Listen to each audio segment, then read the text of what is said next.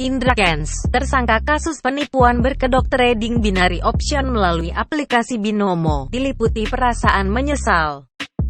Penyesalan itu ia sampaikan melalui surat terbuka yang dibuatnya di Rutan Bareskrim Polri, dan disampaikan kepada awak media melalui Brian Praneda, selaku kuasa hukumnya. Tampak surat Indra berisikan tulisan yang diketik dan ditandatangani olehnya pada tanggal 9 Juni tahun 2022.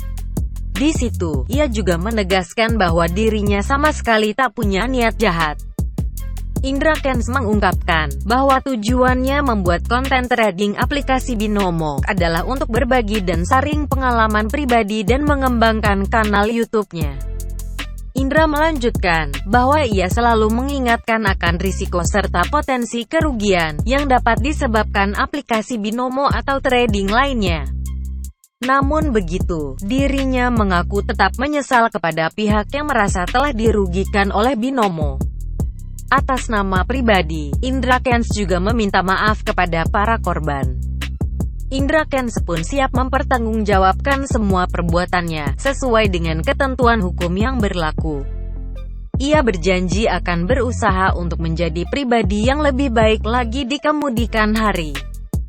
Tak lupa, Indra pun meminta diberikan kesehatan, untuk nantinya bisa membuat konten yang lebih positif dan bermanfaat.